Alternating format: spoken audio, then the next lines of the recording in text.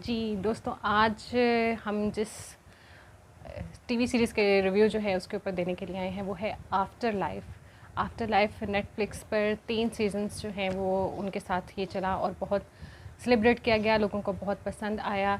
After life was written by, directed by, produced by Ricky Gervais, the one and only Ricky Gervais. Even कि जो leading या main role था इस drama में Tony Johnson के नाम से, वो भी रिकी जर्विस ने खुद किया था।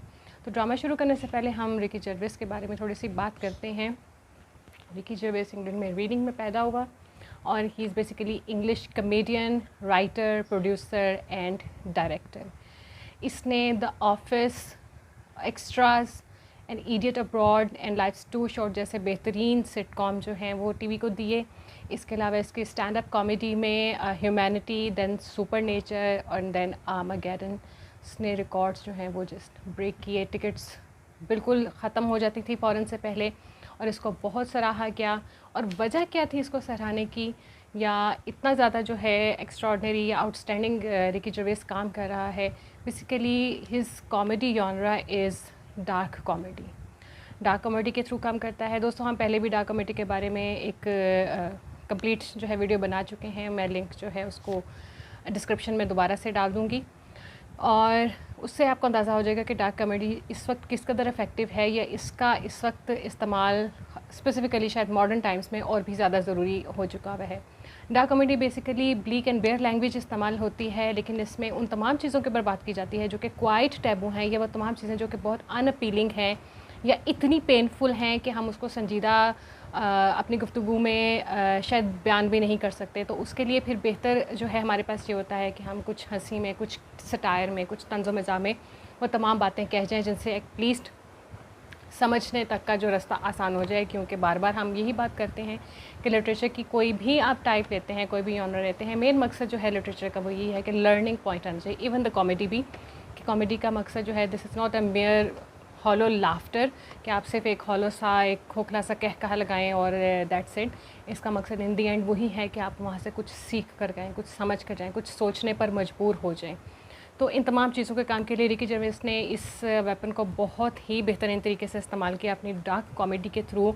वो तमाम बातें जो कि शायद संजीदा होने पर बहुत ऑफेंडेड हो जाती, he simply strike on the head, और ये sometimes he really hit below the belt. लेकिन ये कि तमाम बातें उसके बाद आप एटलीस्ट सोचने पर ज़रूर मजबूर होते हैं कि सब कुछ क्या है और ये तमाम काम जो हैं वो किस वजह से किए जा रहे हैं, या रिकी जर्वेस इनको किस लिए लेकर चलता है। ही इज़ बेसिकली आप कह लें कि इंसान दोस्त शख्स है। और इसके अलावा इसने अपने पॉलिटिकल रिव्यूज़ जो हैं वो बहुत ओपन और सिंपल रखे।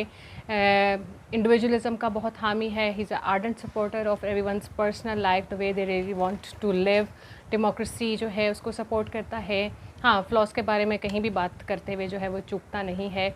और इसके अलावा इसने बहुत से चैरिटी के काम जो है वो एक साथ शुरू किए, जहाँ जहाँ जिस तरह हो सकता है। ह्यूमन फॉलीज़, ह्यूमन एसेंट्रिसिटीज़ और वो तमाम चीज़ें जो कि आपके स्टेटस को में शामिल हो गई हैं, जिनके इन्फ्लुएंसेस की वजह से हमारा जो सोसाइटी का जो बिहेवियर है कलेक्टिवली वो बहुत ज़्यादा ख़राब होने लग गया है। बहुत सारी चीज़ों के अंदर हम हमारा जहन जो है या लोगों का वो इस किस्म के डिमांड्स के ऊपर है या इस किस्म की बिहेवियर्स को लेकर चल रहा है जो कि बहुत एसेंट्रिक हैं और सम टाइम बहुत रिडिकुलस हैं। ये मजाक में उन तमाम चीज़ों के ऊपर बात करता हुआ आपको दिखाई देता है। आप इसके सिटकॉम्स भी ज़रूर देखिए, इसके स्टैंड अप कॉमेडीज़ जो हैं वो आपको नेटफ्लिक्स पे मिलेंगी, आप उनको भी ज़रूर देखिए। और इसके बाद जो इसने बहुत बेहतरीन कदम उठाना शुरू किया वो एनिमल वेलफेयर के बारे में था। आप अगर इंटरव्यूज़ देखते हैं रिकी जर्वेस के तो he simply the way I really want a person to be, शायद मैं अपने ज़ाती तौर पर इस चीज़ को भी ऐसे ही देखती हूँ कि उसका स्टांस भी यही है कि we are not superior to other species on earth planet. हम जो हैं बाकी लोगों के साथ एक स्पीशी हैं, हम अर्दलिंग्स हैं। हमारे साथ रहने वाले तमाम स्पीशीज़ जो हैं वो इसी ज़मीन का, इसी प्लानट का हिस्सा हैं और उनके सर्वाइवल और उनके बका के लिए हमें भी उसी तरह हिस्सा डालना चाहिए जिस तरह हम उनसे जो है अपना तमाम राइट्स मांगते हैं कि जी हमारे सर्वाइवल के लिए हमें जिस चीज़ की ज़रूरत पड़ेगी उसको ख़त्म करने में, उसको डिमोलिश करने में हम जो है एक सेकंड नहीं लगाएंगे। अपनी आसानी के लिए हम हर चीज़ को इस्तेमाल करने को तैयार हैं, लेकिन जो रहने का एक हक़ है, जो शेल्टर का, जो फूड का, जो सेफ्टी का, जो कि अपनी स्पीशीज़ को बढ़ाने का, वो तमाम जो है वो बाकी जो अर्दलिंग्स हैं उनको भी हासिल है। एनिमल वेलफेयर के बारे में इसने बहुत काम किया। और इसके अलावा जैसे जैसे इसकी जो शोहरत है वो इन तमाम चीज़ों में सामने आने लगी, इसने बिल्कुल कारआमद तरीके से सोशल मीडिया को इस्तेमाल करना शुरू किया, अपने फ़ेसबुक अकाउंट से, फिर अपने यूट्यूब चैनल से, और उसके बाद ट्विटर पर इसने इन तमाम चीज़ों पर मुसलसल बात करना शुरू की। इनडायरेक्ट वे में इसने लोगों के जो नज़रियात थे उनके बारे में समझना शुरू किया, किसी न किसी तरह सवाल पूछता था, उन चीज़ों को स्टडी करता था। ये चीज़ें उसके इंटरव्यू में हमें मिलती हैं। और साथ साथ इसने पूरी दुनिया में जहाँ जहाँ पर भी एनिमल एट्रोसिटीज़ हो रही थी या जहाँ जहाँ पर भी उनकी हालत या प्लाइट ख़राब थी, उसके लिए ना सिर्फ इसने थ्रू सोशल मीडिया आवाज़ बुलंद की, बल्कि जिस कदर काम हो सकता था रेस्क्यू करने का, चीज़ों को देखने का, वो उसने किया। और आप इसको तकरीबन जब भी आप इसका इंटरव्यू या चीज़ें देखेंगे तो आपको उसमें साथ साथ एनिमल वेलफेयर के बारे में ये ज़रूर बात करता हुआ हमेशा आपको नज़र आएगा। He is always ever smiling and ever happy type of person. आप उसको हमेशा हंसते हुए देखेंगे। और आप देखिए कि how much talented he is, और वो किस तरह से पता लगेगा। अभी आपके सामने मैं एक लिस्ट रख रही हूँ, आप उस लिस्ट को ज़रा गौर से सुनिए और देखिए कि कितना इन्फ्लुएंशियल जो है ये हो चुका हुआ है। तो रिकी जर्वेस ने basically he one 7 BAFTA awards, 5 British comedy awards, 2 Emmy awards, 3 golden globe awards. The observer में इसका नाम जो है वो 50 funniest performance in British comedy में आया था 2003 में। और 2007 में चैनल 4 के 100 ग्रेटेस्ट स्टैंडअप्स में इसका नंबर 11वां था, जो कि 2010 में उन्हीं की लिस्ट में ये नंबर 3 पर आ चुका था। इसके अलावा he was included in the Time 100 list of world's most influential people. तो अब हम चलते हैं इसके कॉमेडी सीरीज़ आफ्टर लाइफ की तरफ। आफ्टर लाइफ नेटफ्लिक्स पर 2019 में जब अप्रूवल नेटफ्लिक्स ने दिया था तो इसको स्टार्ट किया गया था। ये ड्रामा लिखा भी रिकी जर्वेस ने है, इसको डायरेक्ट भी उसी ने किया है, प्रोड्यूस भी उसी ने किया है, और इसका मेन कैरेक्टर जो है टॉनी जॉनसन, वो भी इसी ने ही किया है। हम थोड़ा सा ड्रामा के बारे में बात करेंगे। 3 सीरीज़ इसकी आई थी, 2019 से 2021 तक ये चला था। और इसमें स्टार्टिंग से आहिस्ता आहिस्ता जब लोगों तक ये चीज़ पहुंचना शुरू हुई कि वो सीरीज़ के थ्रू या इस कॉमेडी के थ्रू वो बताना क्या चाह रहा है, तो लोगों ने इसको आहिस्ता आहिस्ता पसंद करना शुरू किया। और इसके बारे में कुछ बहुत से इंटरेस्टिंग और डिफरेंट से फैक्ट्स भी हम इन पर ज़रूर शेयर करेंगे। तो दोस्तों, टॉनी जॉनसन जो कि मेन कैरेक्टर है, वो अपने मुकामी जो है टम्बरलेक के एक गज़ट में अखबार में जो है वो काम करता है, और वो अखबार जो है वो इसका बहनोई चला रहा है। अब यहाँ पर ये होता है कि he was living a very happy life, happy married life के एकदम से जो है एक न्यूज़ मिलती है कि इसकी जो बीवी है उसको कैंसर हो चुका है, ब्रेस्ट कैंसर है, और जिसकी वजह से वो कुछ ऐसा हॉस्पिटलाइज रहती है और उसके बाद उसकी डेथ हो जाती है। ड्यूरिंग द हॉस्पिटलाइजेशन वो अपने हस्बैंड के लिए यानी टॉनी के लिए कुछ वीडियोस बनाती है जिसमें बार बार उसको चीज़ों की ताकीद करती है कि किस तरह से उसको ज़िंदगी की तरफ दोबारा ज़रूर आना चाहिए उसके बाद। बहरहाल इन तमाम चीज़ों के अपार्ट उसकी डेथ होती है, और उसके बाद रिकी जर्वेस जो है टॉनी जॉनसन जो है वो बिल्कुल टूट जाता है, और उसको लगता है कि जैसे दुनिया में अब कुछ भी नहीं रहा है। कि एक जगह पर वो ये भी कहता है, उसके अंदर एक डायलॉग है जो कि शायद अगर मैं ना कर सकूं प्रॉपर्ली तो वो स्क्रीन पर मैं ज़रूर दे दूँगी कि I'd rather be with her nowhere than be anywhere or somewhere without her। तो कि मैं उसके साथ कहीं पर भी जाने को जो है वो तैयार हूँ, जैसे कि मैं ऐसी जगह पर जाऊँ जो कि बहुत अच्छी है लेकिन वो वहाँ पर मेरे साथ नहीं है।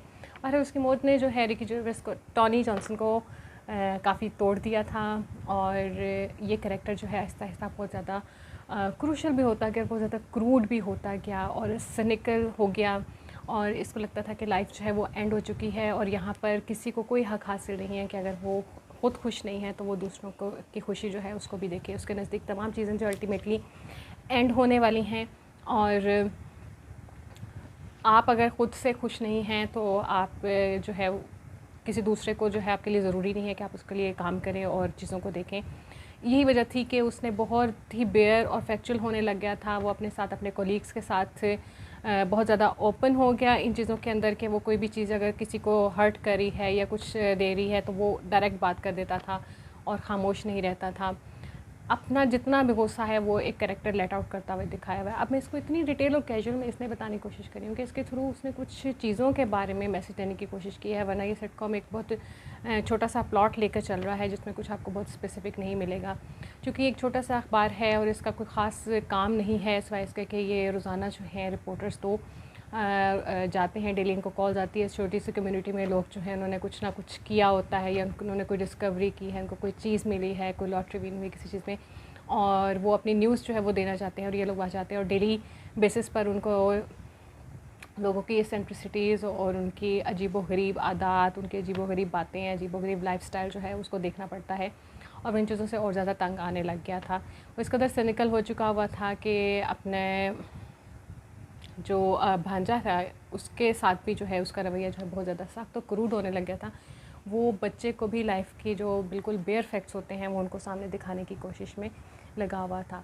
इस तमाम अरसे में उसके साथ रहने वाले उसके दोस्त, उसके कोलीग, इवन के उसके जो बहनोई था जो कि अखबार का मालिक था, ये चला रहा था, वो सब जानते थे कि सब कुछ इसके साथ क्या हो रहा है और उनकी पूरी कोशिश थी कि वो इसको वापस जो है वो ज़िंदगी की तरफ लेकर आएँ। जहाँ पर एक दफ़ा ये अपने बहनोई से बात करने की कोशिश करता है तो वो उसको कहता है तुम सुइसाइड की तरफ क्यों जाना चाहते, तुम इससे बेहतरी की तरफ क्यों नहीं जाना चाहते। याद रखें कि अपनी बीवी की डेथ के बाद इसके लिए अल्टीमेट जो चीज़ बची थी वो ये था कि he really wanted to commit suicide, और ये उसके लिए अटेम्प्ट करने की भी कोशिश करता है। लेकिन चूँकि इनके पास इनका एक पेट है, एक पालतू कुत्ता है ब्रांडी के नाम से, और ऐन उस वक्त जो है वो आता है और उसको भूख लगी होती है, और that was the first moment कि उसको रियलाइज़ होता है कि नहीं, अगर मैं मर जाऊँगा तो इसका जो कि अब मेरे पे डिपेंडेंट हो चुका हुआ है ये कुत्ता जो है, तो ये कैसे रह सकेगा ब्रांडी। सो उसको वो तर्क करना पड़ता है। लेकिन अब डे टू डे लाइफ उसके लिए जो है और ज़्यादा मीनिंगलेस और ज़्यादा प्रॉब्लमेटिक होना शुरू हो गई। लेकिन वो अभी तक जितना भी काम कर रहा है उसका मुसलसल काम यही है कि एटलीस्ट जो मेरा पेट है मैं उसके लिए, उसको, वो भूखा होगा, उसने सोना है, उसकी तमाम नीड्स को पूरा करना है। इस हद तक जो है वो सिनिकल हो चुका है, इस हद तक जो है वो लाइफ को बिल्कुल इंटरेस्ट उसमें लूज़ कर चुका है कि उसके घर में वो काम नहीं कर रहा। डिश वॉशिंग बर्तन इसी तरह सारे इस्तेमाल हो चुके हैं कि वो डायरेक्ट कैन से जो है अपना खाना जो है वो इस्तेमाल सासत कर रहा है। ये तमाम चीज़ें इस वक्त क्या दिखा रही हैं कि एक शख्स जो है एकदम से अपनी तमाम उम्मीदें ख़त्म करता है और अपने हाथ पांव छोड़ देता है और उसको लगता है कि this is the end of the world, सिर्फ उसके लिए नहीं बल्कि सबके लिए। और अगर उसको किसी चीज़ की डिसइल्यूजनमेंट हुई है तो दूसरों तक भी वही चीज़ पहुंचनी चाहिए। दूसरों के पास जो है खुश होने के लिए कोई ज़्यादा जस्टिफिकेशन जो है वो नहीं बनती है। इसको जब अपने साइकोलॉजिस्ट से मिलने के लिए जाना पड़ता है तो उन सेशंस में उसका साइकोलॉजिस्ट जो है वो भी उसे यही एक क्वेश्चन, इस क्वेश्चन के ऊपर यही उसको रिस्पॉन्ड देता है कि ये तो सब नॉर्मल है, you are not the only one with such problems. तो ये तमाम डायलॉग्स जो हैं, क्योंकि डायलॉग्स ने डायरेक्टली आपको यही बता रहे होते हैं कि ये सब चीज़ें हमारी अपनी ज़िंदगियों में चलती हुई नज़र आ रही होती हैं, तो ये सब के साथ चल रही हैं। आपके लिए definitely it could have been the end of the world, लेकिन दूसरों के लिए नहीं है। लेकिन वहाँ पर जो है कोशिश क्या करनी होती है कि ultimately we have to mingle with each other, और हमें सोसाइटी में इस चीज़ का पार्ट तो बनना है। आहिस्ता आहिस्ता यही टॉनी जॉनसन जो है वो रियलाइज़ करना शुरू होता है कि गलती मेरे साथ हो रही है, मुझे उल्टा जो है अपनी लाइफ को दोबारा इन्हीं लोगों के साथ सेट करना है जो कि दूसरे मुसलसल मुझे ठीक करने के लिए, या मेरे साथ है मेरे अपने सिनिकल एटीट्यूड और इतने स्टोन कोल्ड रवैये के बावजूद भी मेरे साथ चल रहे हैं। इन तमाम चीज़ों में आपको जो है आहिस्ता आहिस्ता बहुत डार्क और ब्लीक कॉमेडी जो है वो मिलेगी। इसमें हमारे पास एक बहुत मज़े का इवेंट जो है उसने एडिशन दिया था कि ये रोज़ाना जाता था अपनी बीवी की कब्र के ऊपर सेमेटेरी में, और वहाँ पर एक बेंच था जिस पर ये बैठता था। उसके साथ ही, इसकी बीवी की कब्र के साथ ही एक उम्र रसीदा शख्स की कब्र थी, और उसकी बीवी भी रोज़ाना वहाँ पर आकर अपने शौहर से बातें करने के लिए बैठती थी।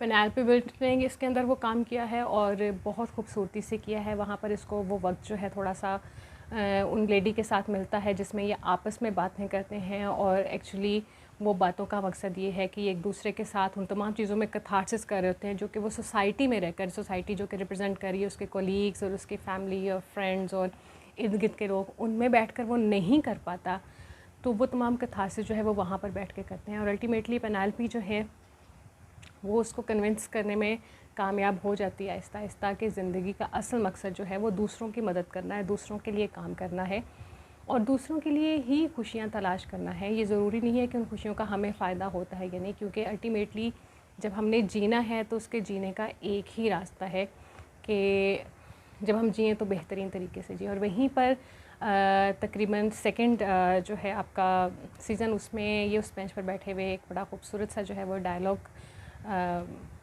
है टॉनी जॉनसन का, कि वो रियलाइज़ करता है कि अब वाकई ही उसने जो देखा है कि लाइफ जो है वो already everyone is struggling with his on life, so I should help the people who have helped me, यानी कि जिन्होंने मेरी ऑलरेडी मदद की है, अब मुझे उनकी मदद करनी चाहिए। उसके बाद जब वो लोगों को गौर से देखना शुरू करता है तो देखता है कि हर कोई इस वक्त अपनी स्ट्रगल में इस वक्त बहुत मुश्किलों से लेकर चल रहा है, और एट द सेम टाइम वो अपनी स्ट्रगल के साथ साथ टॉनी के लिए भी कोशिश करते हैं, उसको कंपनी देते हैं, उसको ज़िंदगी की तरफ वापस लाने की कोशिश करें। दिस मीन्स कि how much they care for him, और वो उसको अपनी लाइफ का, अपनी फैमिली का, अपनी ज़िंदगी का पार्ट समझते हैं। और ये चीज़ जब उसको रियलाइज़ होती है तो उसको अंदाज़ा होता है कि किस कदर दूसरों की तकालीफ को उसने किस तरह से मजाक बनाया, ये एक स्टोन कोल्ड रवैया उनके सामने रखा, फिर वो आहिस्ता आहिस्ता इन चीज़ों को बदलने लगता है। और उसकी पूरी कोशिश होती है कि हर शख्स की मुश्किलात में जहाँ जहाँ कोई चीज़ ठीक हो सकती है उसको करने की कोशिश करे। जैसे बहनोई जो है उसकी ऑलमोस्ट डिवोर्स तक बात पहुँची होती है, और उसको वो चूँकि अखबार जो है वो बहुत ज़्यादा प्रॉफिट नहीं दे रहा, और उसको वहाँ पर भी फाइनेंस का इशू भी आ रहा होता है। इसकी एडवर्टाइजिंग की जो मैनेजर है, कोलीग दिखाई हुई इसके अंदर डायन मॉर्गन, जिसने बहुत ज़बरदस्त काम किया इसके अंदर, वो किस तरह से स्ट्रगल कर रही है अपनी लाइफ में, एंड जो उसकी लॉन्लीनेस है, जो उसके अपने पर्सनल क्राइसिस हैं, उनको किस तरह से लेकर चल रही है। इसके अलावा जो भी न्यू कोलीग्स आते हैं वो किस तरह काम कर रहे हैं, और फिर उसके साथ उसको अंदाज़ा होता है कि वो तमाम लोग जिनको मैं सेंट्रिक समझता था, रोज़ाना की बुनियाद पर छोटी छोटी ख़बरें हैं हमारे पास आती थी कि आज उन्होंने कुछ डिस्कवर किया, आज उनको कोई लॉटरी टिकट मिली है, ये किसी चीज़ें जिस पर इसको बहुत गुस्सा आता था, लेकिन चूँकि ये नौकरी थी और उसको करना था। लेकिन अब हम चीज़ों में से अंदाज़ा हुआ कि लोग अपनी रोज़ाना की लाइफ में एक मुसलसल बॉर्डम का शिकार हैं, और उसमें उनको अगर कोई छोटी छोटी सी भी कोई खुशी का बायस कोई चीज़ मिलती है तो वो उसको शो करवाना चाहते हैं। एटलीस्ट वो लोगों को अपनी प्रेजेंस के बारे में बताने की कोशिश कर रहे होते हैं।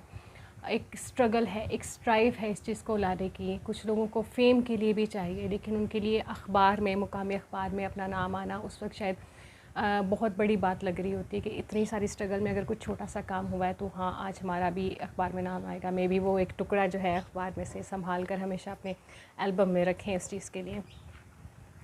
तो यहाँ पर आहिस्ता आहिस्ता टॉनी के फेशियल एक्सप्रेशन भी अब बदलना शुरू हो जाएंगे। वो सवालात का रुख भी मोड़ना शुरू करेगा इंटरव्यूज़ के दौरान, उसके डायलॉग्स में संजीदगी भी आना शुरू हो जाएगी, और कॉमेडी थोड़ी सी मुड़कर जो है उसके इर्द गिर्द के लोगों की तरफ डिवाइड होना शुरू हो जाएगी, क्योंकि कैरेक्टर का असल मकसद आपको इसका बेसिक थीम ही बताना है कि सुसाइडल अटैम्प्ट्स या आपकी वो टेंडेंसीज़ या इसके अलावा डिप्रेशन जो है उससे निकलने के लिए बहरहाल जो है वो एक स्ट्रगल अल्टीमेटली उस शख्स को ही करनी पड़ती है। कहीं ना कहीं उसको रियलाइज़ करना पड़ता है इन तमाम चीज़ों के लिए कि उसके साथ कितने लोग अटैच हैं, और अगर कोई ना भी अटैच हो तो सबसे बड़ी बात ये कि एक पेट के सिंबल के तौर पर उसने इस चीज़ को देखा कि अर्दलिंग्स या दूसरे स्पीशीज़ वो हम पर डिपेंडेंट होते हैं, हम ईच जो हैं वो इंडिपेंडेंट है एक दूसरे के ऊपर। क्योंकि जब उसके साथ मसला होता था तो वो अपनी तमाम चीज़ों को शेयर या तो अपनी बीवी की कब्र पे करता था या अपने कुत्ते के साथ करता था। इतनी ज़्यादा परेशानी में बहुत ज़्यादा ड्रिंकिंग करने लग गया था, कुछ नहीं करता था। ये सारा टाइम बैठ के अपनी बीवी की जो वीडियोस हैं जो कि छोटी छोटी कहीं पर किसी पार्टी में हैं या आपस में बैठे हुए किसी पिकनिक की, सिर्फ उनको देखता रहता था। यानी कि ज़िंदगी से, प्रैक्टिकल लाइफ से मुकम्मल तौर पर वो ख़त्म उसने अपना जो है वो तक कर लिया हुआ था।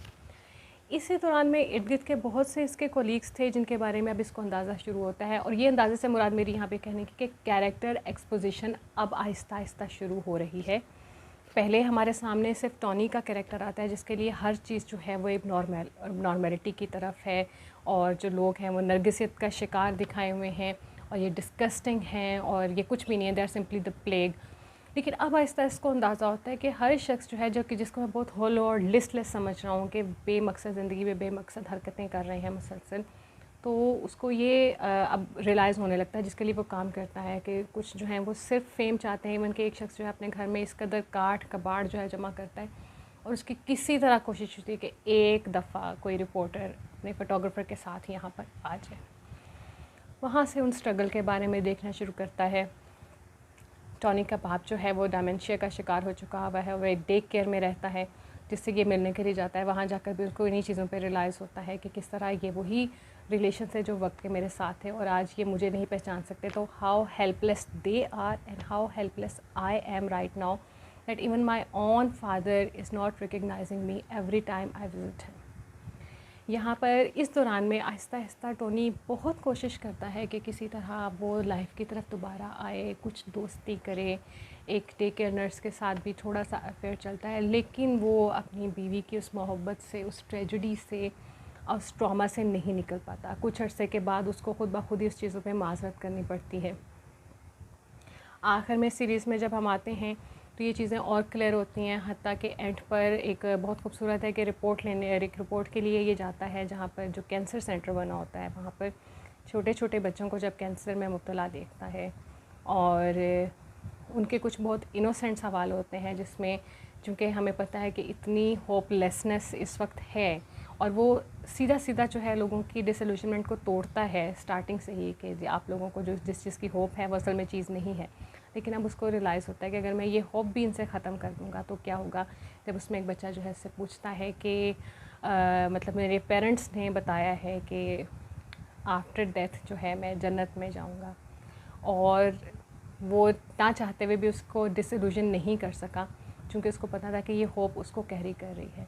और यहाँ से ही ये थीम भी उन्होंने साथ, यहाँ से नहीं खैर स्टार्ट से निकाला था, लेकिन ये थीम साथ साथ चल रहा था कि hope is now everything, hope is everything. आप उसके बगैर अपना गुजारा नहीं कर सकते हैं।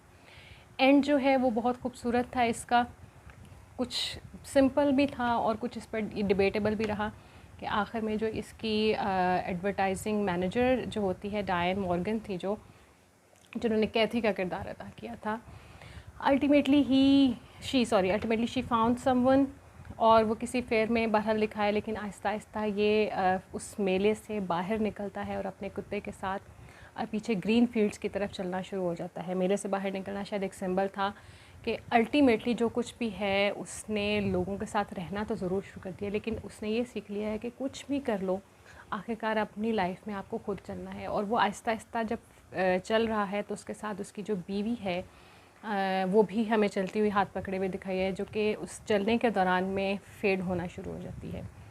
और वही अंदाज़ा कि वो अपनी बीवी का जो रिफ्लेक्शन है, जो अपनी बीवी की यादें हैं, उनको वो छोड़ नहीं सका और उसको उसने एंड तक अपने साथ रखा। That was his very personal decision.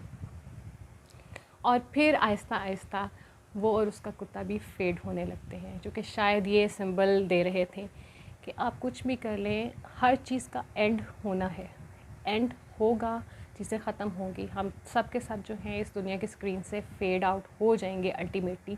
लेकिन जब तक फेड आउट नहीं होते तब तक हमारे पास अगर कोई जस्टिफिकेशन नहीं भी है, किसी चीज़ की पॉजिटिविटी नहीं भी है, तब भी एक चीज़ जो हमारे जहन में होगी वो है रिस्पॉन्सिबिलिटी, इंटरडिपेंडेंसी।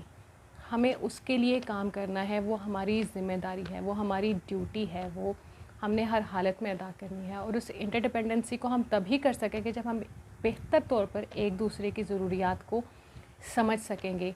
कॉम्प्रोमाइज़ दोनों तरफ से होगा, और अगर आपको लगता है कि आपकी ज़िंदगी में आप कुछ नहीं रहा है करने के लिए और सब बहुत कन्विंस करने के बावजूद भी आप उस चीज़ की तरफ नहीं आ पा रहे, तो आप अपनी पोटेंशियलिटीज़ को, अपनी स्ट्रेंथ को दूसरों के लिए जो है वो रिज़र्व कर सकते हैं, उनके काम आ सकते हैं।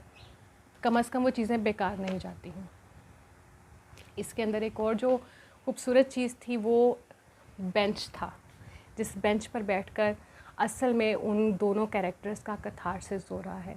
यहाँ पर मेल और फीमेल दोनों कैरेक्टर्स को लिया गया जो कि सेमेटरी में बैठे हैं, यानी कि सिंबल हैं वो दोनों ह्यूमैनिटी का, क्योंकि इसमें हम सिर्फ किसी मेल इमोशंस की या सेंटिमेंट्स की बात नहीं कर रहे, ना ही फीमेल की सेंटिमेंट्स की बात कर रहे हैं।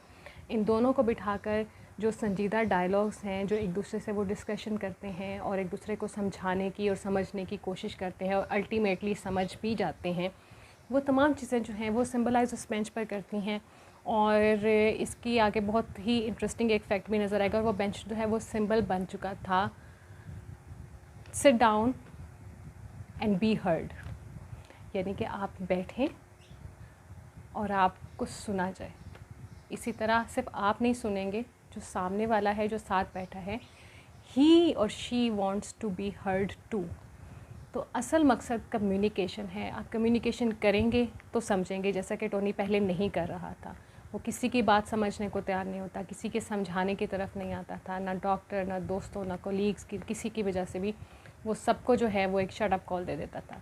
लेकिन सुनने से, अब वो दो अजनबी हैं जो वहाँ पर बैठे हैं, लेकिन आहिस्ता आहिस्ता अपना कथारसिस इस तरह करने लगते हैं कि वो फिर अजनबी नहीं रहते, वो उसी एक ह्यूमैनिटी का पार्ट बन जाते हैं। और उस बेंच के ऊपर जो है वो लिखा गया था कि होप इज़ एवरीथिंग।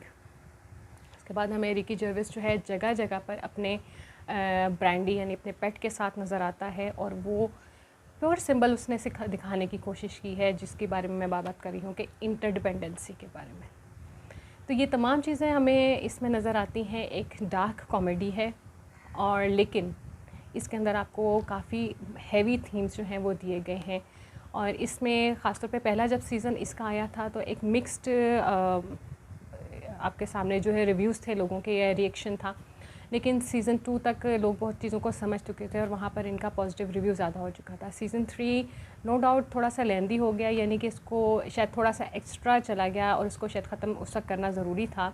लेकिन उसके बावजूद भी उसके एंड तक के थीम को जब पूरी तरह एक्सपोज आहिस्ता आहिस्ता किया जा रहा था, तो लोगों का रिएक्शन जो था वो मज़ीद पॉजिटिव होना शुरू हो गया, और एंड पर इसको काफ़ी सेलिब्रेट किया गया इस चीज़ के लिए। यहाँ तक कि इसकी एक इंटरेस्टिंग फैक्ट जो है वो यही है कि रीडिंग में जो सेमेटरी है वहाँ पर यही बेंच जो है इसी इंस्क्रिप्शन के साथ जो है वो वहाँ पर लगा दिया गया, और उसका मकसद यही था जो इसमें दिखाया जा रहा है कि बैठें, बात करें, समझें, समझाएं। हम लोग अजनबी नहीं हैं, हम लोग इस प्लैनेट का हिस्सा हैं, और हम एक दूसरे के लिए यहाँ पर आए हैं, और कम्युनिकेशन से ही काम होगा। अब इसके बाद कुछ इंटरेस्टिंग फैक्ट्स हैं जो मैं आपके साथ इसके शेयर करूँगी।